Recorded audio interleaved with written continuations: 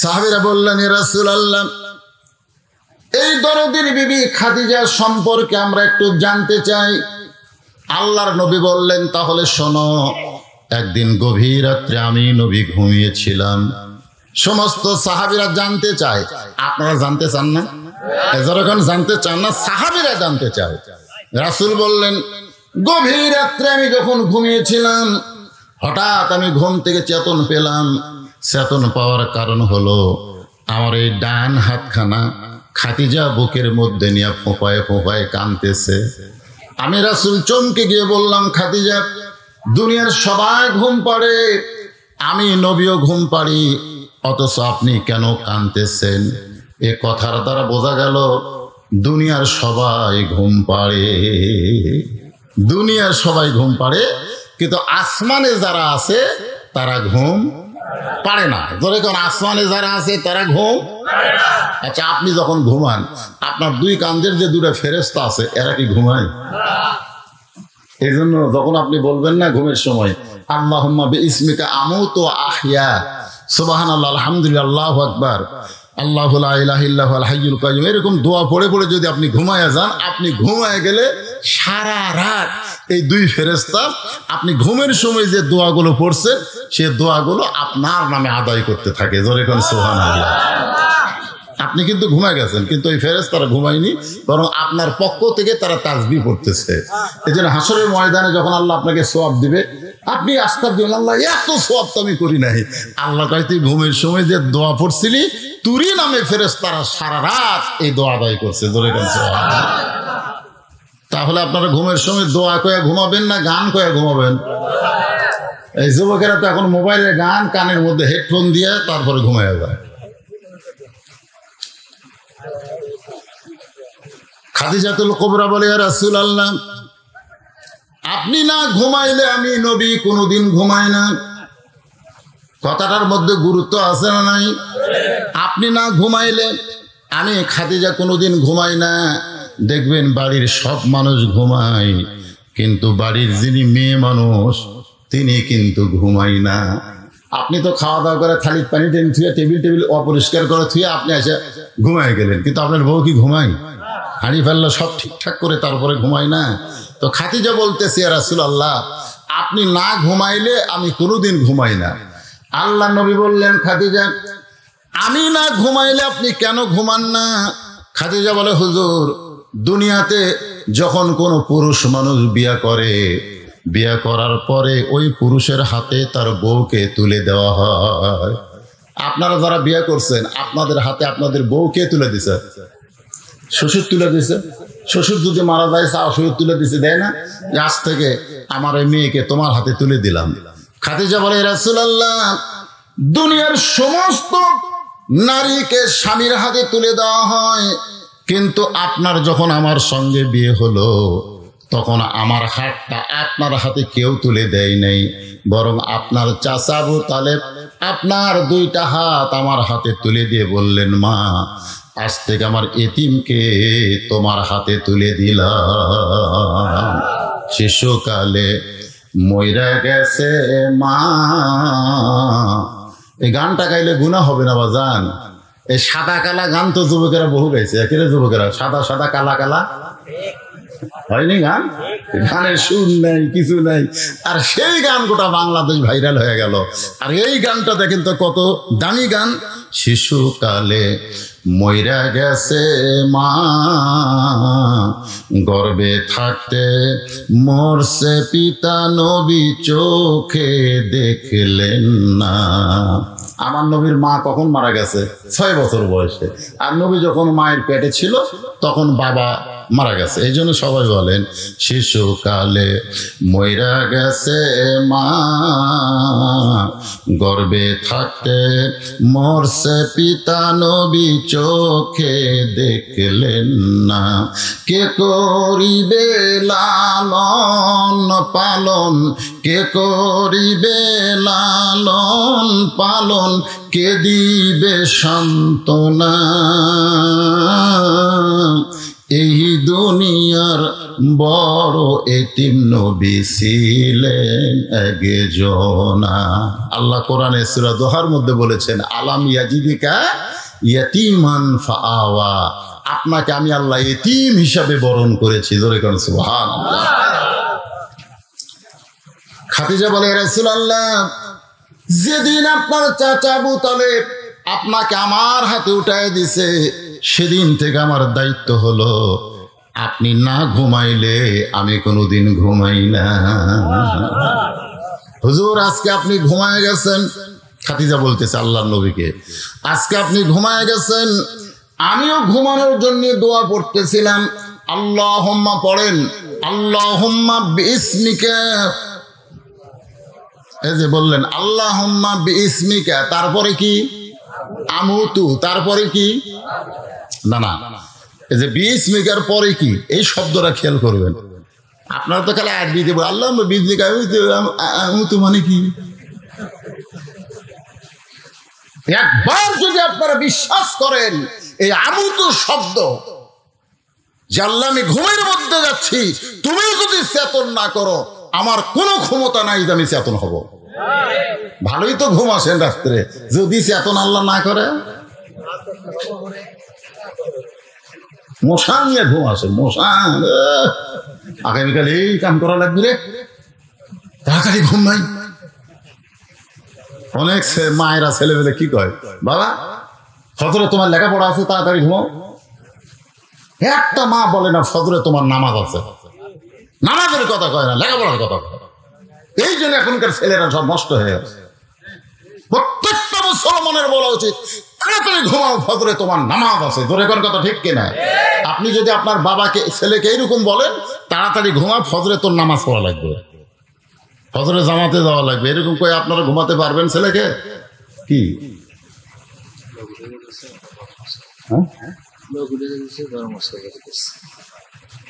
গরম আওয়াজ, এর সাইডে বলে গরম আওয়াজ আছে। যারা মরবি না তার উঠে যাক, অসুবিধা কি? যাক, বাড়ি পর্যন্ত যাওয়ার গ্যারান্টি আছে না কিনা, যাক, অসুবিধা। একটু মনোযোগ দিয়ে শোনেন। ফজরের নামাজের জন্য আছে না নাই? জোরে করে আছে না নাই? তাহলে ঘুমানোর সময় কি নিয়ত করে লাগবে? ঘুম থেকে চেতন পেয়ে আল্লাহ তোমার নামাজ যেন আদায় করতে পারি, এরকম নিয়তে ঘুম পড়ার দরকার আছে না নাই? খাদিজাতুল কুবরা বলে, আমুতু শব্দ যখন উচ্চারণ করেছি, অন্ধকার কবর তখন আমার সামনে এসে হাজির। আল্লাহ রাসূলকে বলতেছে, ইয়া রাসূলুল্লাহ, আপনি বলেছেন সর্বশেষে যেই ব্যক্তি মৃত্যুবরণ করবে, সর্বশেষে যেই ব্যক্তি মৃত্যুবরণ করবে, কবরের ঘরে তাকে 50,000 বছর থাকা লাগবে। সর্বশেষে, এই দুনিয়া থেকে সর্বশেষে যেই ব্যক্তি মৃত্যুবরণ করবে, কবরের ঘরে কত বছর? 50,000 বছর তাকে থাকতে হবে। যেই ঘরে জানলা নাই, যেই ঘরে দরজা নাই, যেই ঘরে আলো নাই, যেই ঘরে বাতি নাই, সঙ্গী নাই, সাথী নাই, সেই ঘরে 50,000 বছর আমি কেমনে থাকবো?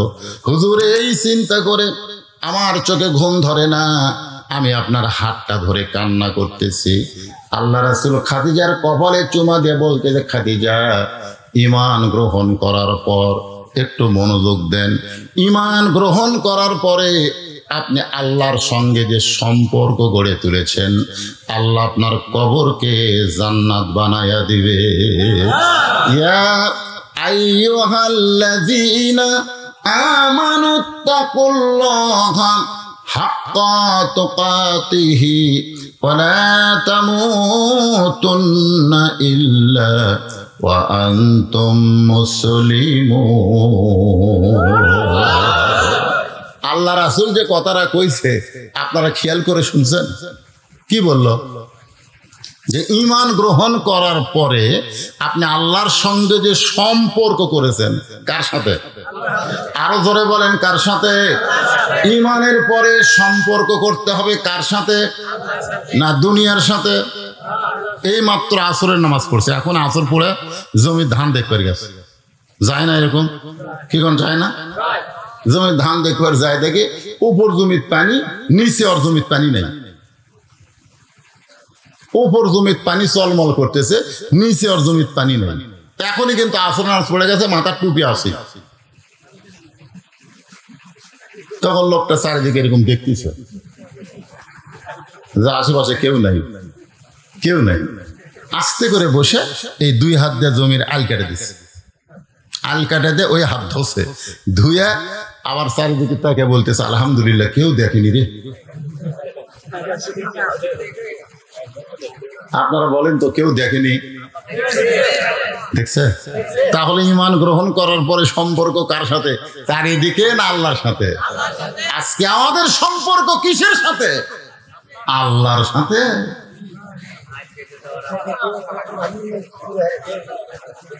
আল্লাহর সাথে যদি সম্পর্ক করতে চান, যে কোরআনের মাহফিল আইছেন একটু মনোযোগ দিয়ে কথাগুলো শোনেন। এদিক সেদিক মন দিলে শয়তান আপনার ভিতরে ঢুকবে আর বলবে আসল কথা শুনিস না। কারণ আসল কথা যখনই বলা হবে তখনই শয়তান ধোঁকা দিবে। জোরে কোন কথা ঠিক কিনা?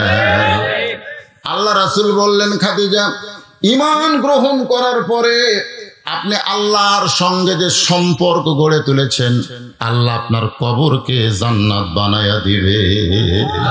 খাদিজা বলতেছি, ইয়া রাসূলুল্লাহ, আপনার কথা আমার বিশ্বাস হয়, কিন্তু আমি যদি আপনার কাছে কিছু চাই আপনি কি আমারে দিবেন না? সঙ্গে সঙ্গে রাসূল বললেন, নাউজুবিল্লাহ, নাউজুবিল্লাহ, নাউজুবিল্লাহ। নবী তিনবার নাউজুবিল্লাহ বললেন। খাদিজা চমকে গিয়া বলে, ইয়া রাসূলুল্লাহ, আপনার কাছে যদি কিছু চাই আপনি তিনবার নাউজুবিল্লাহ বললেন কেন? আল্লাহ রাসূল বলে, খাদিজা, একমাত্র আল্লাহ ছাড়া দুনিয়ার অন্য কারো কাছে চাওয়া যাবে না।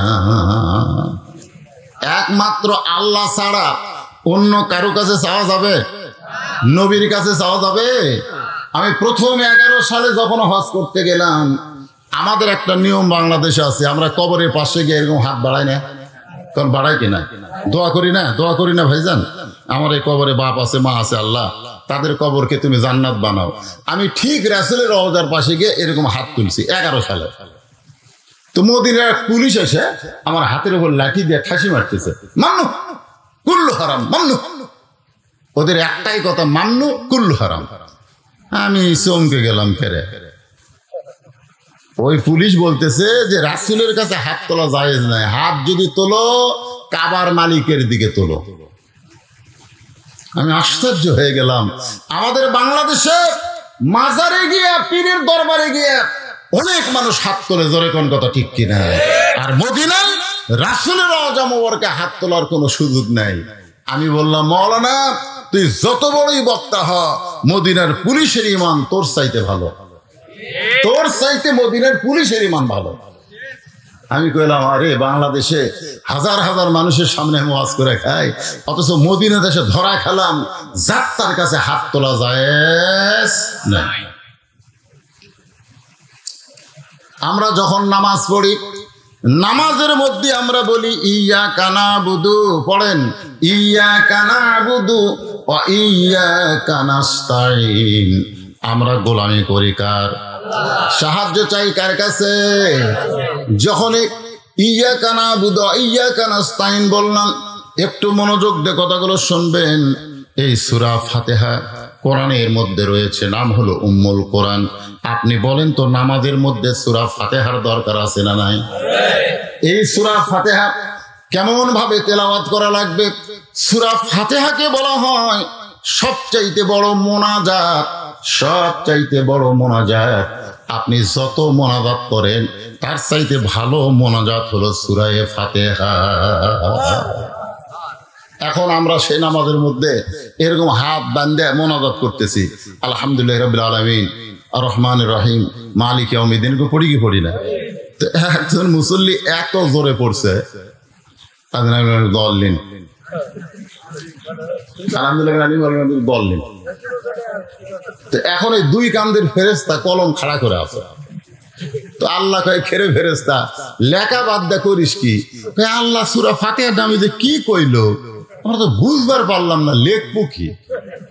অথচ আপনি জানেন আপনি যখন কবরে যাবেন, শোনেন, আপনি যখন কবরে যাব, মুনকির নাকির যখন বলবে মান রব্বুকা, তোমার রবকে, আপনি বলা লাগবে না, আপনাকে আল্লাহ রব বলতে হবে না। আপনি যে নামাজের মধ্যে সূরা ফাতিহা তেলাওয়াত করেছেন, এই সূরা ফাতিহা তখন আপনার পক্ষে দাঁড়িয়ে যাবে। সূরা ফাতিহা বলবে, মুনকির নাকির, কাকে রব সম্পর্কে প্রশ্ন করতেছিস? লা সালাতা ইল্লা বিফাতিহাতিল কিতাব। যেই ব্যক্তি প্রতি রাকাতে নিয়তের পরে আলহামদুলিল্লাহি রাব্বিল আলামিন বলেছে, সেই ব্যক্তিকে আবার রব সম্পর্কে প্রশ্ন করিস কেন? ফেরেশতা বলবে, আল্লাহ তোমার বান্দাকে মান রব্বুকা প্রশ্ন করার সাথে সাথে সূরা ফাতিহা যে গরম হয়ে গেছে। আল্লাহ কয়, 1 নম্বর বাদ দে, যার মধ্যে সূরা ফাতিহা আছে তাকে রবের কোনো প্রশ্ন করার দরকার নাই। জোরে কোন সুবহানাল্লাহ। তাহলে কেবলমাত্র একমাত্র চাইতে হবে কার কাছে? কিন্তু খাদিজা কার কাছে চাচ্ছে? আল্লাহ নবীকে বলতেছে, রাসূলুল্লাহ আপনার কাছে যদি কিছু চাই আপনি কি আমারে দিবেন না? রাসূল 3 বার বললেন নাউযুবিল্লাহ। খাদিজা বলে, রাসূলুল্লাহ আপনার কাছে আমি যা চাবো তা যদি আল্লাহ দিবার না পারে, মারাত্মক কথা, আমি আপনার কাছে যা চাবো তা যদি আল্লাহ দিবার না পারে, তাহলে আল্লাহর কাছে কেমনে চাবো? আপনারা বলেন তো, আল্লাহ দিবার পারে না এমন কথা বলা যাবে?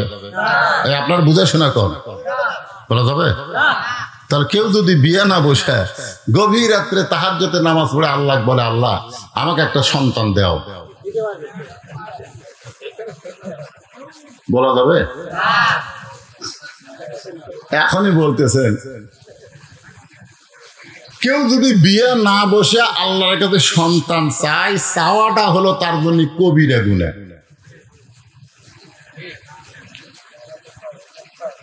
হয়তো বলবেন, হুজুর আল্লাহ কি দিবার পারবে না? আল্লাহ একজনও দিছিল, দিয়াই আল্লাহ যে বিপদে পড়ছে। আপনারা বলেন তো, বাপ ছাড়া সন্তান কার পেটে দিছিল? মরিয়মের পেটে দিছিল। মরিয়ম যখন সন্তান প্রসব করলো, তখন দুনিয়ার সমস্ত লোক মরিয়মের খালু জাকারিয়া নবীকে ধরলো যে তুই খালু হয়ে অকাম করলি। আপনি বলেন তো, খালু অকাম করছে? কিন্তু খালু যে দেখাশোনা করতো, এই জন্য দুনিয়ার সব মানুষ জাকারিয়া আলাইহিস সালামকে দোষ দিল। জাকারিয়া আলাইহিস সালামকে মারার জন্য সবাই আক্রমণ করলো। জাকারিয়া নবী দৌড়ায়, আল্লাহ কাম করলে তুমি আর পিটন খামো আমি। তখন আল্লাহ বললো, জাকারিয়া একজনকে শুধু বাপ ছাড়া সন্তান দিয়েছি, আদমকে আমি বাপ মা ছাড়া তৈরি করেছি, আর ঈসাকে বাবা ছাড়া দুনিয়াতে পাঠালাম। কিয়ামত পর্যন্ত আর কোন সন্তান বাবা ছাড়া জন্ম নেবে না। তাহলে বোঝা গেল এখন এই দোয়া করা জায়েজ না হারাম? জোরে কোন জায়েজ না হারাম? খাদিজা বলতেছে, ইয়া রাসূলুল্লাহ আপনার কাছে যা চাবো তা যদি আল্লাহ দিবার না পারে। আল্লাহ রাসূল বলে, আল্লাহ দিবার পারে না এমন কথা বলা যাবে না। খাদিজা বলতেছে, হুজুর আপনার যা আছে তা তো আল্লাহর নাই, তাহলে আল্লাহর কাছে চাবো কেমনে? আল্লাহ নবী চমকে বলেন, আমার এমন কি আছে যেটা আল্লাহর নাই? খাদিজা বলতেছে, আপনার বাপ আছে, আল্লাহর বাপ নাই। আপনার মা আছে, আল্লাহর মা নাই। আপনার মৃত্যু আছে, কিন্তু আমার আল্লাহর মৃত্যু নাই। তার মানে কি বোঝা গেল? আমাদের যা আছে আল্লাহর তা, জোরে কোন, আমাদের যা আছে আল্লাহর তা নাই। কারণ আল্লাহ সূরা ইখলাসের মধ্যে বলেছেন, সকলে পড়েন, একবার পড়লে 10 পারা কোরআন পড়ার সওয়াব। বিসমিল্লাহির রহমানির রহিম, কুল হুয়াল্লাহু আহাদ আল্লাহুস সামাদ লাম ইয়ালিদ ওয়া লাম ইউলাদ ওয়া লাম ইয়াকুল লাহু কুফুয়ান আহাদ। কি বলবো, মাইকের সাউন্ড ক্লিয়ার করো। তাহলে একবার পড়লে কয় পারা? জোরে কোন, কয় পারার সওয়াব? সওয়াব আপনি পালেন না? আচ্ছা, কেন এত সওয়াব? এই সূরা ইখলাস একবার পড়লে 10 পারা কোরআন পড়ার সওয়াব কেন পাওয়া যাবে? কি হয়েছে বাবা? এত আগেলে মুখের থেকে কথা পাওয়া যাবে। তাই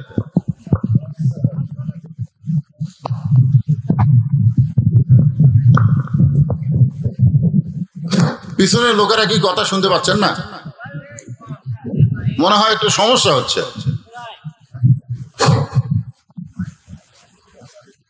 ছেলে ফেলে তোমরা ঘোরাঘুরি করো কেন? বসো, সবাই বসো। ঘোরাঘুরি করা ঠিক না বাজান, এখনকার ছেলেরা বোঝেন না। 5টা ছেলে যদি একত্র হয়, 5 জন, দেখবেন ওদের কোনো আর গল্প নাই। আগে কিন্তু অনেক গল্প করতো, তোর বাবা কি করে, মা কি করে, এখন আর কোনো গল্প নাই। 5 জন 5টা মোবাইল নিয়ে খালি সবসময় এই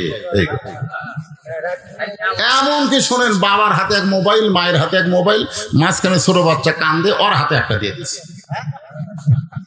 মানে এখনকার ছেলেগুলো ঠিক এইরকম নেটের যুগের ছেলে হয়ে গেছে। হ্যাঁ বাবা, যারা বসো, সবাই বসো। আজকের ইন্নালিল্লাহর উপরে অত্যন্ত গুরুত্বপূর্ণ আলোচনা, মনোযোগ দিয়ে শোনো। মা খাদিজা বললেন, এ রাসূলুল্লাহ, আমি আপনার কাছে সর্বসাকল্যে 3টা জিনিস চাই। জোরে কোন কয়টা? আমার মা বোনেরা যারা পর্দার অন্তরালে আছেন, একটু মনোযোগ দিয়ে শুনবেন মা, কারণ একটা মা যদি ভালো হয়, পেটের বাচ্চা ভালো হবে। ঠিক কিনা বলেন? বর্তমানে বাংলাদেশে একটা কলেজ আছে, মহিলা কলেজ, নাম হলো ইডিএন কলেজ। জোরেগন কি কলেজ? আজকে মোবাইলে বিবৃতি নেই। তা আমি 12-13 সালের ছাত্রী, কিন্তু এখন পর্যন্ত ছাত্র টিকায় রাখছি। আমার ছোট ভাই বোনেরা বিয়ে করে বাচ্চা কাচ্চা হয়ে গেছে, অথচ আমি বিয়েই বসিনি। এই মেয়েটা বুঝাইলো, ইডেন কলেজের যারা ছাত্রী হবে তাদের বিয়ে বসা লাগবে না, তারা এমনি তারা স্বামীর সুখ পায়। নাউজুবিল্লাহ করবেন না, নাউজুবিল্লাহ করবেন না। মানে তাদের বৈধ স্বামী নাই। আপনারা বলেন তো, ওই সকল মেয়েরা যখন মা হবে, ওদের পেটের ভিতর থেকে যে মালটা বাড়াবে, সে মালগুলো কি হবে? এই জন্য আমার মা বোনেরা যারা ডিজিটাল পর্দার মাধ্যমে আলোচনা শুনতেছেন, তাদেরকে বলি একটু মনোযোগ দিয়ে কথাগুলো শুনবেন। এমন একটা মহিলার কথা বলতেছি যার নাম হলো খাদিজাতুল কুবরা। আল্লাহ রাসূল বলেন, এই দুনিয়াতে 10 জন পুরুষ জান্নাতের সার্টিফিকেট পাইছে। জোরে গণ কয়জন? 10 জন পুরুষকে আল্লাহ জান্নাতের সার্টিফিকেট দিয়েছে। আবার রাসূল বললেন, এই দুনিয়াতে 10 জন নারীকেও আল্লাহ জান্নাতের সার্টিফিকেট দিয়েছে। খাদিজাতুল কুবরা বলে, রাসূলুল্লাহ, পুরুষের মধ্যে 1 নম্বর আবু বকর, 2 নম্বর উমর, 3 নম্বর ওসমান, 4 নম্বর আলী। এরকম পুরুষের মধ্যে 10 জনের নম্বর আছে, তাহলে নারীদের মধ্যে 1 নম্বর, 2 নম্বর, 3 নম্বর, এরকম কি আপনি নাম বলবেন না? আল্লাহ রাসূল বললেন, খাদিজা, নারীদের মধ্যে 1 নম্বর হলো খাদিজাতুল কুবরা। সুবহানাল্লাহ। মা খাদিজা এত খুশি হয়ে গেছে যে নারীদের মধ্যে 1 নম্বর জান্নাতি খাদিজা। এইটা শোনার পরে খুব খুশি হয়ে গেছে। আল্লাহ রাসূল রসিকতা পছন্দ করতেন। আল্লাহ রাসূল কিন্তু যখন বিবির কাছে থাকতেন তখন নবী হিসাবে থাকতেন না, স্বামী হিসাবে থাকতেন। সুবহানাল্লাহ বলেন। কারণ মা আয়েশা বলছেন যে আমরা এমন একজন স্বামী পেয়েছি যিনি আল্লাহর নবী। আমি মিষ্টি কদু কুটতেছিলাম, কিন্তু কদুটা বড় হওয়ার কারণে আমি কাটতে পারতেছি না। রাসূল তখন এসে বলে, আয়েশা তুমি পারবা না, আমি কেটে দিই। তখন আমি বললাম, আপনি যে আল্লাহর নবী। আল্লাহ রাসূল বলেন, আমি শুধু নবী না, আমি হলাম তোমার স্বামী। জোরে কোন সুবহানাল্লাহ। আমাদের স্বামীরা বউকে বলে জুতা পরিষ্কার করে দাও, আর আমাদের নবী বউকে বলে তুমি আরাম করো, আমি পানি নিয়ে আসতেছি। জোরে কোন সুবহানাল্লাহ। নবী কোন সময় বিবির কাছে নবী না, রসিকতা করে খাদিজাকে বললেন, খাদিজা, আপনি যদি 1 নম্বর জান্নাতি হন, তাহলে 2 নম্বর জান্নাতি কে হলে ভালো হয়? আপনি কারো নাম কি পছন্দ করেন? আপনি 1 নম্বর জান্নাতি, 2 নম্বর জান্নাতি হলো হযরত ওমর। পুরুষের মধ্যে 2 নম্বর কে? তাহলে নারীদের মধ্যে 2 নম্বর কে হলে ভালো হয়? খাদিজা বললেন, ইয়া রাসূলুল্লাহ, আমার কলিজার টুকরা ফাতেমাকে আল্লাহ যেন 2 নম্বর জান্নাত দেয়। তো আল্লাহ রাসূল চমকে উঠে বললেন যে আপনাকে তো আল্লাহ 4টা মেয়ে দিছে। জোরে কোন কয়টা? 4টা মেয়ে দিছে। জয়নাব আছে, কুলসুম আছে, রোকেয়া আছে। আপনি অন্য 3টা মেয়ের কথা না বলে আপনি 2 নম্বর জান্নাত ফাতেমার জন্য কেন কামনা করতেছেন? খাদিজা বলে, রাসূলুল্লাহ, আপনি বাবা হতে পারেন, কিন্তু সন্তান সম্পর্কে আমার চাইতে বেশি জানেন না। কারণ সন্তান কোনটা কেমন এটা বাবা জানে না, এটা জানে হলো তার মা। আমি জানি আমার ফাতেমা সাধারণ কোনো মেয়ে নয়, তাকে যেন আল্লাহ 2 নম্বর জান্নাতি ঘোষণা করে। এই মাইকওয়ালা ভাইকে বলতেছি, বাবা ওয়াজ শেষ, আর বেশি সময় চলবে না, আর তুমি ডিস্টার্ব করো না। এই তোমরা আবার কি শুরু করলে এই টাইমে? যা হচ্ছে শোনা যাচ্ছে তো, এই চঞ্চন করলে তার কিছু বুঝতে পারবে না। আমার কথা কি আপনার শুনতে পাচ্ছেন না? তো জোরে দিলে তো চনচনি করবি রে বাবা। পাওয়ার কম, বোঝেন না? এই মাইকের পাওয়ার কম, বা যত হরণ লাগাছে এইটা অত হরণ টানতে পারতেছে না, যার কারণে চনচন করতেছে। সেটা বোঝা লাগবে তো, খালি ভলন দিলি কাম হবে? কি বলতেছিলাম? না না না, ফাতেমার কথা বলতেছিলাম যে আল্লাহ আপনাকে, আমার মেয়ে ফাতেমাকে আল্লাহ 2 নম্বর জান্নাত দে। আল্লাহ রাসূল বললেন, খাদিজা আপনার ফাতেমা তো জান্নাতি নয়। আপনি তো 2 নম্বর কল্পনা করতেছেন, কিন্তু আপনার ফাতেমা তো জান্নাতি নয়। যেই বলছে জান্নাতি নয়, খাদিজা বলে, ইয়া রাসূলুল্লাহ তাহলে আমার ফাতেমার খবর কি? রাসূল বললেন, জান্নাতি নারীদের নেত্রী। আপনারা তো সুবহানাল্লাহ বলেন, কিন্তু খাদিজা, আপনাদের কি মনে হয় খাদিজা সুবহানাল্লাহ বলছে? খাদিজা বলতেছে, ইয়া রাসূলুল্লাহ তাহলে আমারটা আল্লাহ ফাতেমাকে দেখ, আর ফাতেমারটা আমাকে দেখ। আমি হব জান্নাতি নারীদের নেত্রী, আর ফাতেমা হবে 1 নম্বর জান্নাতি। আল্লাহ রাসূল বললেন, খাদিজা ফাতেমা তো আপনারই মেয়ে, অসুবিধা কি? খাদিজা বলতে, হুজুর আপনি বুঝবেন না, মেয়েরা কোনোদিন কারো নিচে থাকতে চায় না, মেয়েদের চরিত্র হলো সবসময় ওপর থাকা। আমাদের বাংলাদেশের যে 2টা মেয়ে, একটা হলো প্রধানমন্ত্রী, আর একটা হলো সাবেক প্রধানমন্ত্রী। সাবেক প্রধানমন্ত্রী অসুস্থ হয়ে মরে যাচ্ছে, তার বর্তমান প্রধানমন্ত্রী তাকে বিদেশে চিকিৎসাতে যাওয়ার পারমিশন দিচ্ছে না। ধরে কথা ঠিক কি? কারণ কি?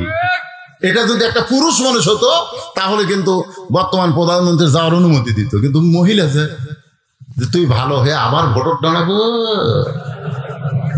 আমার জায়গা তুই নিবু, আমি বেঁচে থাকতে তোর আর এই চেয়ার পাওয়ার অধিকার নাই, খালি হিংসা। ধরে কোন কথা ঠিক কি? খাদিজা বলতেছে, ইয়া রাসূলুল্লাহ আমাকে আল্লাহ খাতুনে জান্নাত ডিগ্রি দেখ, আর ফাতেমাকে আল্লাহ 1 নম্বর জান্নাতি দেখ।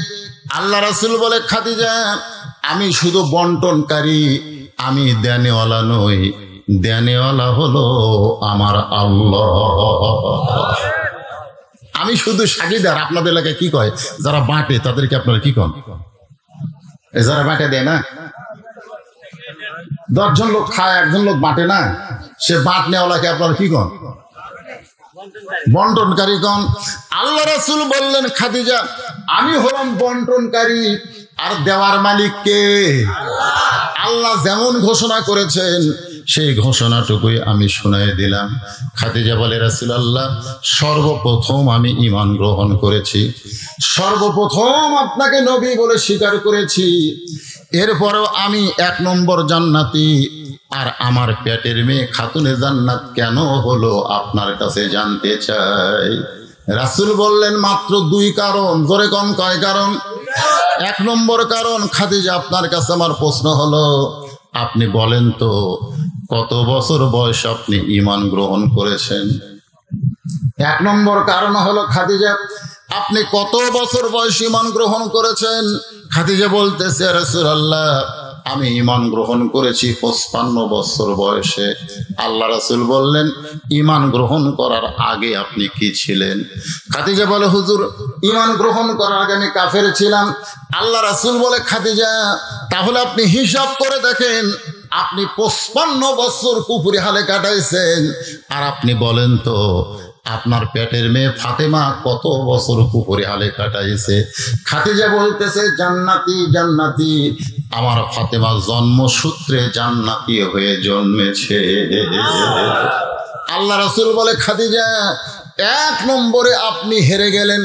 2 নম্বর কারণ হলো, আপনি বলেন তো আপনার মুখের চেহারা কত পুরুষ মানুষ দেখেছে, আপনার ঢপ, আপনার গায়ের রং, আপনার হাত, আপনার পা, দুনিয়ার কত পুরুষ মানুষ দেখেছে? খাদিজা বলে, রাসূলুল্লাহ 40 বছর বয়সে যখন আপনাকে স্বামী বলে স্বীকার করলাম, ওই সময় মক্কার সবচাইতে ধনবতী রমণ আমি ছিলাম। আমার অনেকগুলো ব্যবসা ছিল। এই ব্যবসা করার কারণে হাজার হাজার পুরুষের সঙ্গে আমার লেনদেন হয়েছে।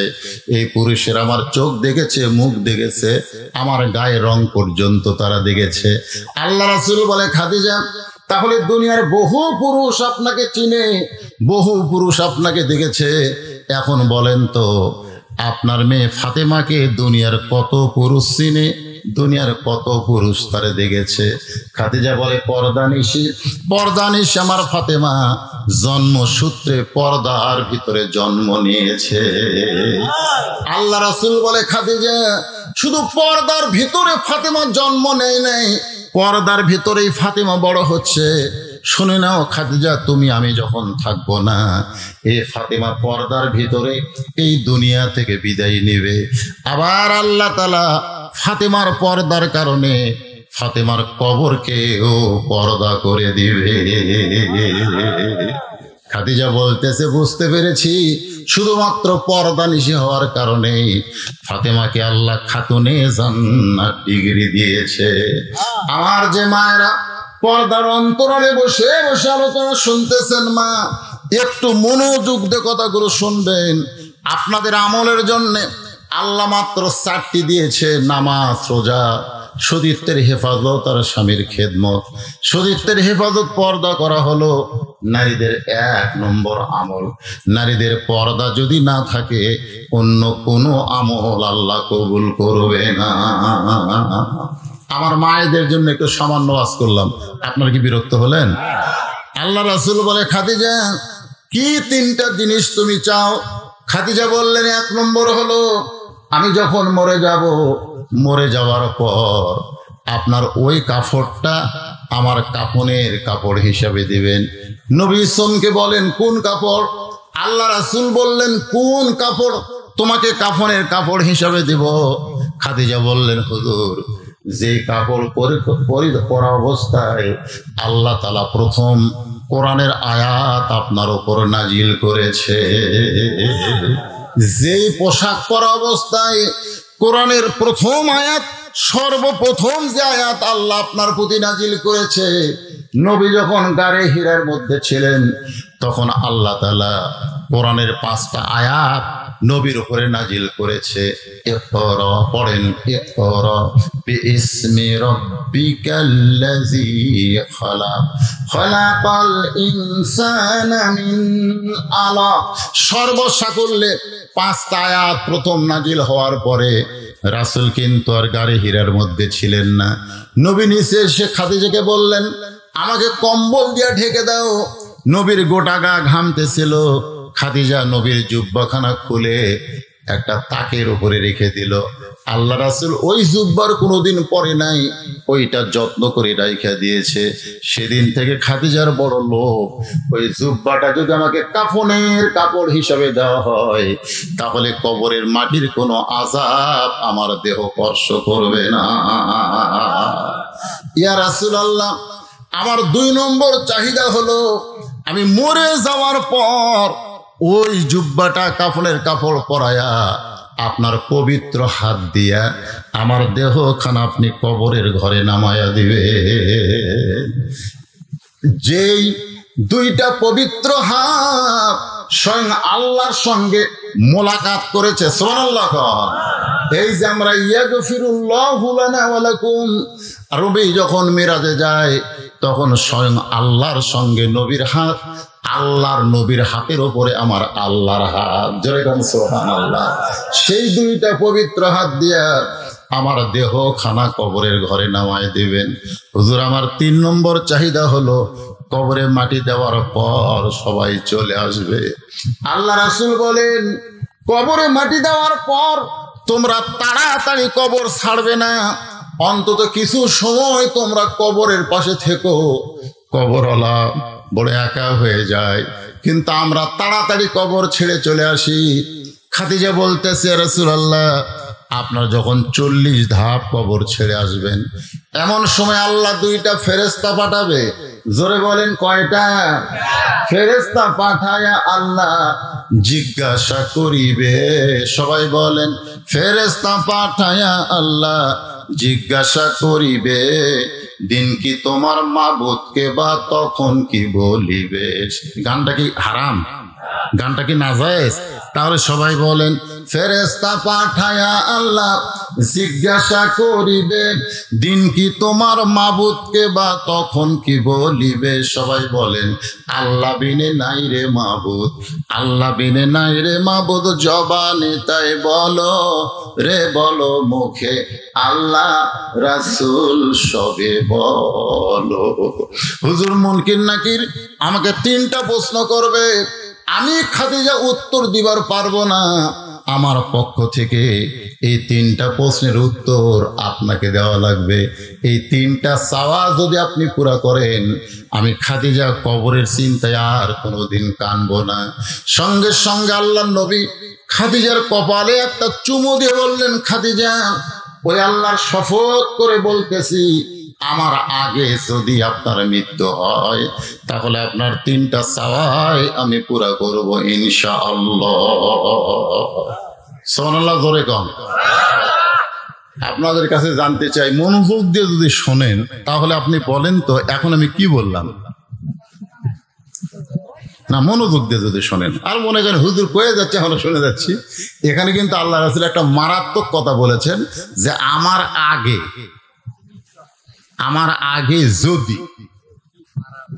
যদি আপনার মৃত্যু হয়। আচ্ছা, রাসূল এ কথা কেন বললেন যে আমার আগে যদি আপনার মৃত্যু হয়? এই কথার দ্বারা রাসূল বুঝালেন কে কখন মরবে এটা আল্লাহ রাসূলও। আর আমাদের মধ্যে অনেকে আছে এত সালের আগে আমাকে নামাইকে, সেখানে এরকম নাই। ভাষণ দিতে আমি বহুদিন শুনছি, ও হুজুরেরা অ্যাঙ্গেলে ফ্যাঙ্গেলে বাস করেন, এত সালের আগে আমাকে নামাইকে। রাত 9টার সময় 5 তলার ঘরে 1.5 লাখ টাকার খাট, 12,000 টাকার কম্বল পড়ে তামানি দিয়ে বলতেছে, আমার বাড়ি আমার ঘর, আমাক নামাইকে। এই কয়ে 9টার সময় পড়ে তামানে কম্বল দিয়ে শুয়ে পড়ছে। কয়টার সময়?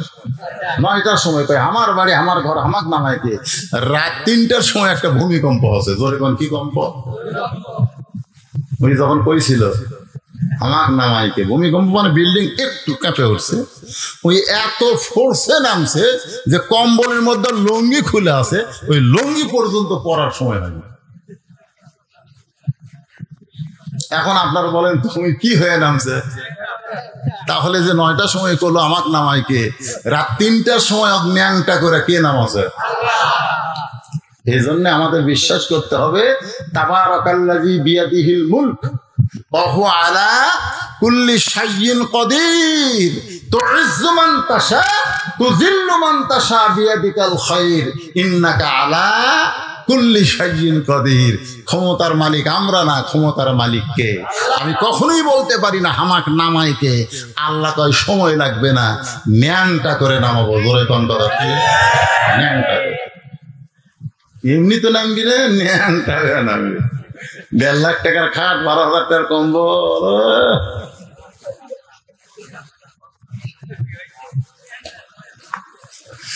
আল্লাহ রাসূল পর্যন্ত বলতেছে আমার আগে যদি আপনার মৃত্যু হয়। এ কথার দ্বারা বোঝা গেল রাসূলও জানে না কে কখন মরবে। মা খাদিজা দুনিয়া থেকে বিদায় নিলেন। মা খাদিজা যখন দুনিয়া থেকে বিদায় নিলেন, এমন সময় খাদিজার 4টা মেয়ে ছিল। ধরে কোন কয় মেয়ে? মা খাদিজার পেট থেকে 4টা মেয়ে ছিল। আল্লাহ তাআলা নবীর মাধ্যমে খাদিজাকে 7টা সন্তান দিয়েছে। সুবহানাল্লাহ। সর্বসাকুল্যে নবীর সন্তান কয়টা? 7টা না, সর্বসাকুল্যে 8টা। 8টা, হ্যাঁ, 4টা ছেলে 4টা মেয়ে। তো 7টা দিছে মা খাদিজার পেট থেকে। দেখেন, নবী 25 বছরের যুবক বিয়ে করলেন 40 বছরের মেয়েকে, আর এই 40 বছরের মেয়েকে বিয়ে করে তারই পেট থেকে হলো 7টা। তার মধ্যে 4টা হলো মেয়ে, ফাতেমা, রোকেয়া, কুলসুমা আর জয়নাব।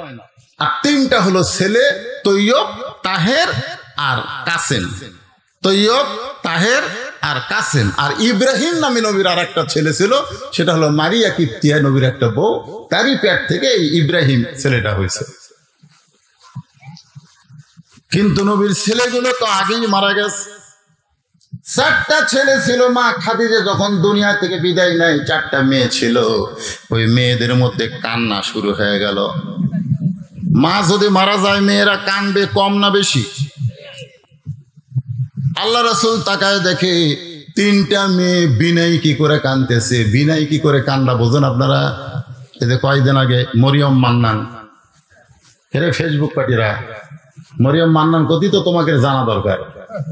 এসে দেখে ভিতর গ্রামে মাহফিল, তো আপনারা শহর হলে খালি মরিয়ম মান্নান কলি।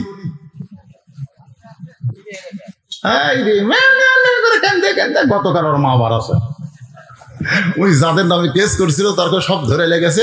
ওর একটা মেয়ে মানুষের লাশ বাড়াছিল, এটাই আমার মা, এটাই আমার মা, এটাই আমার মা। আসলে ওর মাও বাড়াছে ফরিদপুর থেকে, ফরিদপুর থেকে ওর মা বাড়াছে। হাই রে, মেয়ে মানুষ অভিনয় জানে ভাই। ওই এমন কান্দা কানছে, 18 কোটি বাংলার মানুষ ওর কান্দা দেখে কানছে। এই কান্দার নাম হলো বিনয় কি কান্দা। আমার মা মইরা গেছে রে, কোথায় গেলে মায় আমি পাবো, বলে দাও না রে আমার মা রে, মইরা গেছে রে। কান্দে না? কান্দে না? আর বাপ বলে কান্দে না? আমার এলাকার ওর সে মেয়ে কানতেছে, আমার বাবা মইরা গেছে রে, মরার আগে খাট দিবার চাছিল, সে খাট আমার দিবে কে, আমার বাবা মইরা গেছে রে। মানে মরার আগে খাট দিবার চাইছিল, সেই খাট এখন কে দিবি?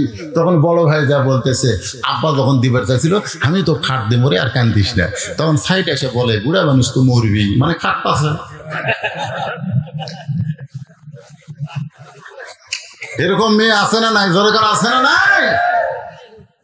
আল্লাহ রাসূল তাকায় দেখে জয়নাব, কুলসুম আর রোকেয়া, এই 3টা মেয়ে বিনয় কি করে কাঁদতেছে, তাদের কান্নার সাউন্ড আসতেছে।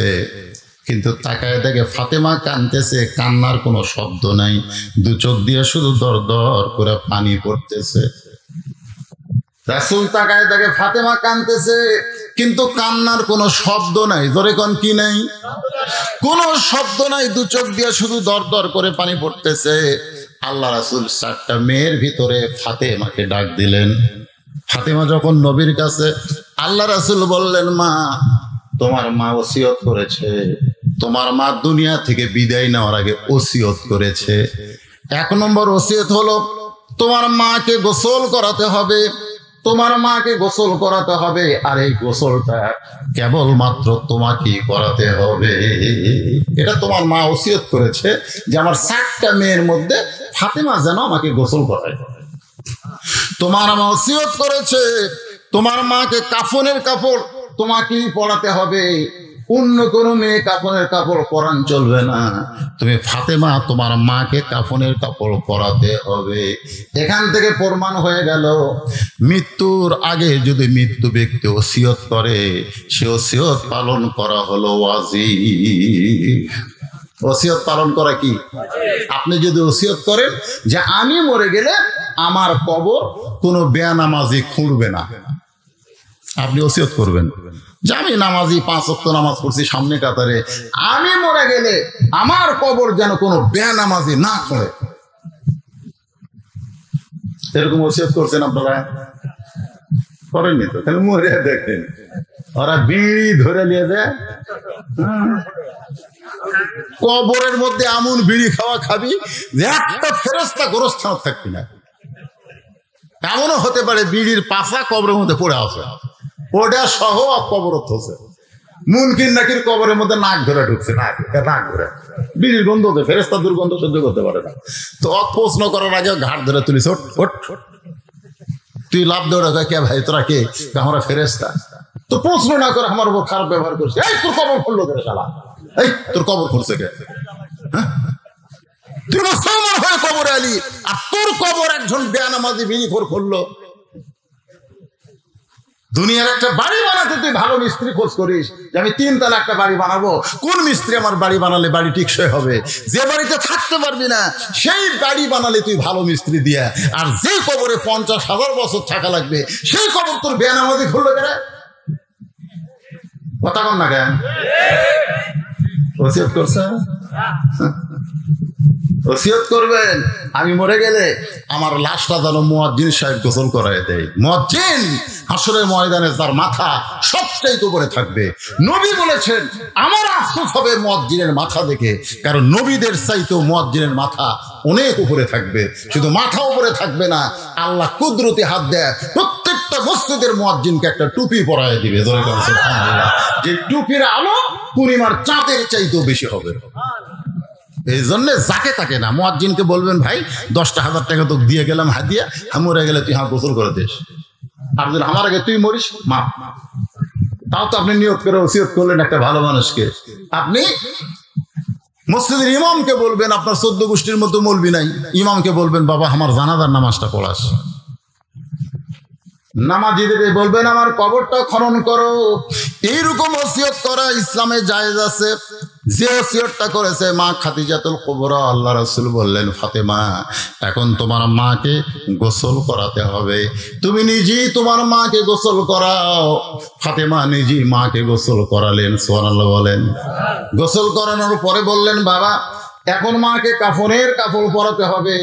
কাফনের কাপড় কি আপনি জোগাড় করেছেন? আল্লাহ রাসূলের সঙ্গে সঙ্গে ওই জুব্বাখানা, যেই জুব্বা পরা অবস্থায় কোরআনের প্রথম 5টা আয়াত নাজিল হয়েছে, ধরে কোন সুবহানাল্লাহ, সেই জুব্বাখানা ফাতেমার হাতে দিয়ে বললেন মা এই জুব্বা তোমার মাকে কাফনের কাপড় হিসেবে পরায় দাও। ফাতেমা জুব্বা হাতে নিয়ে কান্না শুরু করে দিলেন। আল্লাহ রাসূল বলে ফাতেমা কান্দো কেন? ফাতেমা বলতেছে বাবা আমি মায়ের মুখে গল্প শুনেছি, আমার মা মক্কার সবচাইতে ধনবতী রমণী ছিল। আমি সব সময় মায়ের কাছে থাকার কারণে মায়ের জীবনের বহু গল্প শুনেছি। একদিন মা আমাকে বলল ফাতেমা তুমি কি আমার বিয়ার খবর জানো? তো ফাতেমা চমকে গিয়ে বলে মা আপনার যখন বিয়া হয়েছিল তখন আমি কোথায় ছিলেন? মানে এরকম কথায় কথায় এসে গেছে, যেরকম আল্লাহ কোরআনে বলেছে আলাম তারা কাইফা ফাআলা রাব্বুকা বিআসহাবিল ফিল। হে রাসূল আপনি কি হস্তি বাহিনীকে দেখছেন যারা কাবাঘর ধ্বংস করতে এসেছিল? তা আল্লাহ রাসূল বলতেছে আল্লাহ হস্তি বাহিনী যখন কাবাঘর ধ্বংস করতে এসেছিল তখন আমি কোথায় ছিলাম? আল্লাহ রাসূল বলতেছে তখন তো আপনার জন্মই হয়নি। সুবহানাল্লাহ কন না কেন? আল্লাহ তখন বলতেছে আপনার তো তখন জন্মই হয়নি। দেখেন নবীর জন্ম হয়নি, সেই নবীকে আল্লাহ বলতেছে আলাম তারা কাইফা ফাআলা রাব্বুকা বিআসহাবিল ফিল। আল্লাহ যদি বলতে পারে তো খাদিজা বলতে পারে না? তো খাদিজা গল্পে গল্পে বলতেছে মা আমার বিয়ার খবর তুমি জানো? ফাতেমা বলে মা আপনার যখন বিয়ে হয়েছে তখন আমি কোথায় ছিলাম? খাদিজা বলতেছে তোমার তো জন্মই হয় নাই। ফাতেমা নাছড়বান্দি হয়ে বললেন মা অবশ্যই আপনার বিয়ের মধ্যে রহস্য আছে। ফাতেমা বললেন রহস্যটা একটু বলেন মা। খাদিজা বলতেছে রহস্য হলো তোমার বাবার সঙ্গে যখন বিয়ে হয়েছিল আমার, তখন তোমার বাবা আমার বাড়িতে রাখালির চাকরি করত।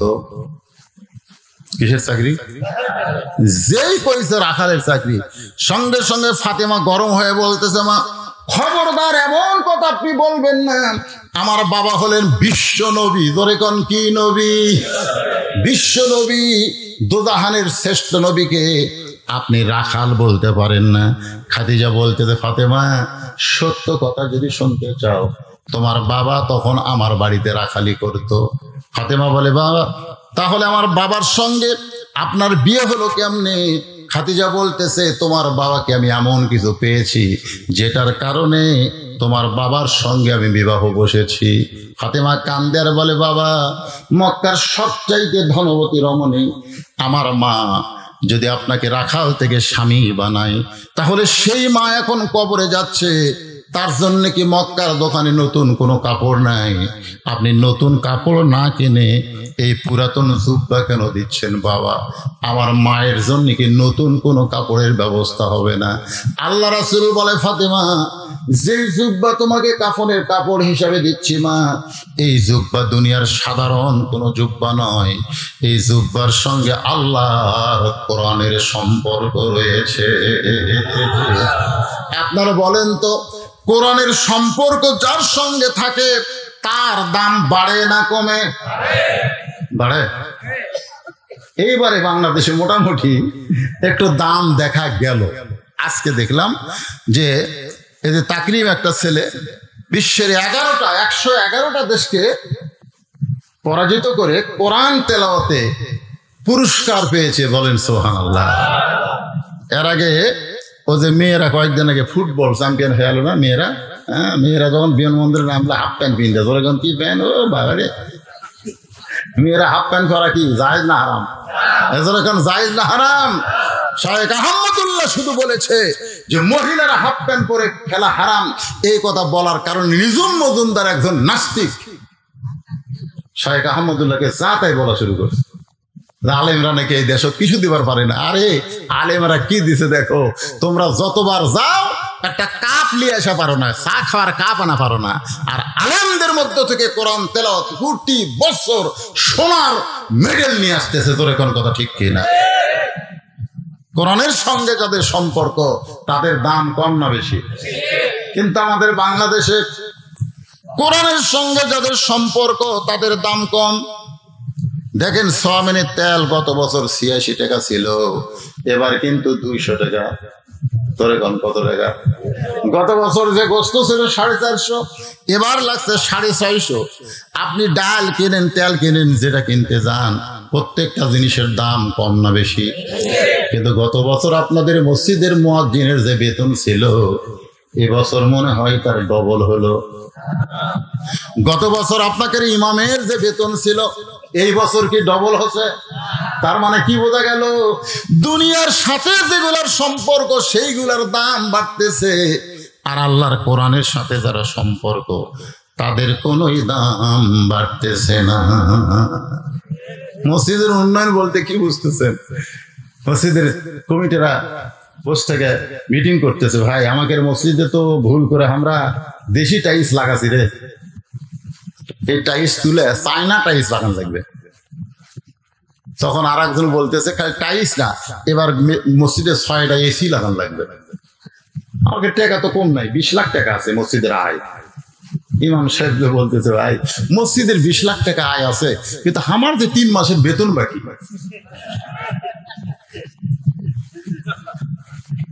তোমরা খালি মসজিদে সুন্দর করতেছে, টাইলস লাগাচ্ছে, এসি লাগাচ্ছে, কিন্তু আমার খবর কি? তখন সব পছন্দ করে, না হলে আমরা অন্য ইমাম দেখবো, না হলে আমরা অন্য ইমাম দেখবো।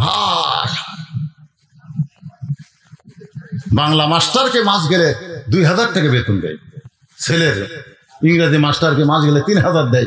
ওই ছেলেকে মসজিদের ইমাম 3 মাস হলে কোরআন পড়ায়। একই ছেলের মাস্টার 3 দেয়, দুটার বেতন প্রতি মাসে ক্লিয়ার, আর তাই কোরআন পড়ায় 3 মাস হয়ে গেছে, এখন পর্যন্ত 1 টাকাও নেই। 3 মাস পরে ছেলে বলতেছে, আব্বা আমি নিজে নিজেই কোরআন পড়বার পারি। তখন বাপ বলতেছে, ওরে আমার হুজুরের কথা মনেই নেই রে। 3 মাস পড়াতে ছেলেকে কোরআন আর মনেই নেই। 3 মাস পরে হুজুরের সালাম দেখা, হুজুর কত কষ্ট করে আমার ছেলেকে আপনি কোরআন পড়াচ্ছেন হুজুর। আরে কত কষ্ট করছেন হুজুর, বাংলা ইংরেজির মাস্টার এত কষ্ট করেনি, কিন্তু আপনি এত কষ্ট করে আমার ছেলের হাতে কোরআন দিয়েছেন হুজুর। আমি শুনেছি আল্লাহর কোরআন শিক্ষা দিয়ে বেতন নেওয়া জায়েজ নেই। তুমি কোন শয়তানের কাছ থেকে শুনছে যে কোরআন শিক্ষা দিয়ে বেতন নেওয়া জায়েজ নেই? 3 মাস পরে হুজুর বলতেছে যে আমি শুনেছি কোরআন শিক্ষা দিয়ে বেতন নেওয়া জায়েজ নেই, তবে আমার বউ বলে হুজুর ঠকায়ও না, ঠিক আছে চকচকা 500 টাকার লোট হুজুর, দেখেন পুরাতন না চকচকা 500 টাকার লোট হাতের মধ্যে দিয়ে কয়, হুজুর হুজুর আমার বাপ মা মারা গেছে, একটু দোয়া করেন হুজুর। তো আচ্ছা ঠিক আছে বাবা, টাকা পকেট এটি লয় হুজুর, হুন্ডার পাশে চলেন, এই সামান্য দূরে বাপ মার কবর আছে, হঠাৎ করে কবরের কাছে নিয়ে গেছে। হুজুর দেখতেছে যে বাবারে 3 মাস ধরে পড়ালাম, বেতন দিল 500, তাও বাপ মায়ের দোয়াও করে নিবে। এটি কি দোয়া হবে? তো এটা আরবিতে যা দোয়া আছে আরবিতে দোয়া করতেছে। আরবিতে যত গড় দোয়া আছে না নাই, ধরে কেন গড় দোয়া আছে, এই গড় দোয়া করতেছে। ওই না বোঝে খালি আমিন আমিন করতেছে। হুজুর মনে মনে কয় আল্লাহ, এই দুটা শয়তান শুয়ে আছে, এই দুটা শুয়ে আছে শয়তান, আর যে শালা পেরোচ্ছা বাড়াছে উনি শয়তান। শয়তান শয়তান সব এক করে দাও, আল্লাহ। আপনারা কি মনে করতেছেন কোরআনের সঙ্গে যাদের সম্পর্ক তাদেরকে আপনারা ঠকাচ্ছেন? তারা আপনাকে ঠকাবার পারবে না। আন্দারা মার দিবে, আন্দারা মার, এমন মার দিবি বুঝবার পারবেন না। জানাজাত খারাপ হবে, আল্লাহ আকবার বলবি, মাঝখানে এক দোয়া করবি, একটা দোয়া করবি। জানাজাত দোয়া ধরে নাচতে আল্লাহ আকবার কে খাড়া হলো, মোগলা বাচ্চান, কি মনে করতেছেন? এই জন্যে আল্লাহর কোরআনের সঙ্গে যাদের সম্পর্ক তাদের দাম কম না বেশি? রাসূল বলে, ফাতেমা এই জুব্বা সাধারণ কোন জুব্বা নয় মা, এই জুব্বার সঙ্গে আল্লাহর কোরআনের সম্পর্ক রয়েছে। আর এই জুব্বা আমি দিচ্ছি না, তোমার মা আমার কাছে চেয়েছে। সঙ্গে সঙ্গে ফাতেমা ওই জুব্বাখানা নিয়ে খাদিজাকে কাফনের কাপড় পরানোর জন্য রওনা দিলেন। একটু মনোযোগ দিয়ে শোনেন, ফাতেমার সামনে সামনে আর আল্লাহ রাসূল পিছনে পিছনে চলতেছে। যেই ঘরে খাদিজার দেহ লাশ আছে ওই ঘরের দরজা এসে রাসূল দরজা খুলে ফাতেমাকে ঢুকাই দিলেন। ঢুকাই দেওয়ার সঙ্গে সঙ্গে দরজা বন্ধ করে রাসূল দরজার কাছে দাঁড়িয়ে থাকলেন।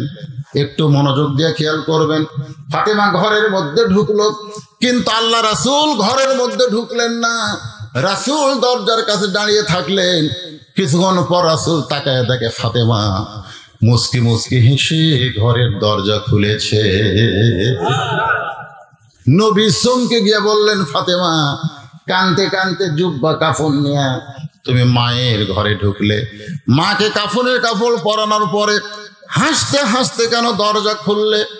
কানতে কানতে তুমি ঢুকলে, কিন্তু হাসতে হাসতে কেন দরজা খুললে? ফাতেমা বলতেছে, বাবা কানতে কানতে কেন ঢুকলাম আপনি জানেন, আবার হাসতে হাসতে কেন দরজা খুললাম আল্লাহ নবী হয়ে অবশ্যই আপনি জানেন। আল্লাহ রাসূল বললেন, ফাতেমা কানতে কানতে তুমি ঢুকলে আমি জানি, কিন্তু হাসতে হাসতে দরজা খুললে এটা আমি রাসূল জানি না। এ কথার দ্বারা নবী বুঝাইলেন আল্লাহর নবী গায়েব জানে না। জোরে কান সুবহানাল্লাহ। কত বড় কথা যে কানতে কানতে তুমি ঢুকলে আমি জানি, কানতে কানতে তুমি ঢুকলে আমি জানি, কিন্তু হাসতে হাসতে কেন দরজা খুললে আমি জানি না। ফাতেমা বলতেছে, বাবা তাহলে আপনি যদি না জানেন আমি হাসতে হাসতে কেমনি দরজা খুললাম আপনি কি জানতে চান? আল্লাহ রাসূল বললেন, জানতে চাই। ফাতেমা হাসতে হাসতে কেন দরজা খুললো এটা কে জানতে চায়? আল্লাহ নবী। জোরে বলেন কে? তো নবী যদি জানতে চায় তাহলে নবীর উম্মত হিসাবে আমাদের জানার দরকার আছে না নাই? কারা কারা জানবেন আল্লাহকে একটু হাত দেখান। লিল্লাহি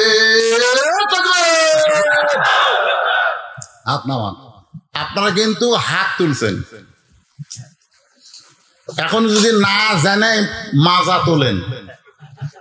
আপনারা হাত তোলেন নেই, তোলেন। নবী জানবি পারে ফাতেমা হাসতে হাসতে দরজা কেন খুললে নবী জানবি। নবী যদি জানে আমরা নবীর উম্মত জানবো না? জানার দরকার আছে না নাই? এই জন্যই তো আপনারা হাত তুলছেন। এখন হাত তুলে এটা না জানিয়ে যদি মাজা তোলেন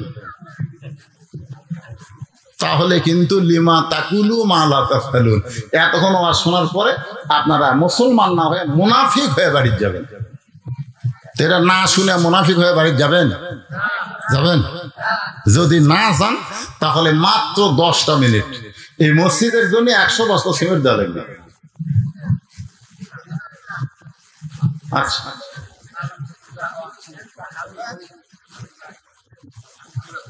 বলে থাকেন। হ্যাঁ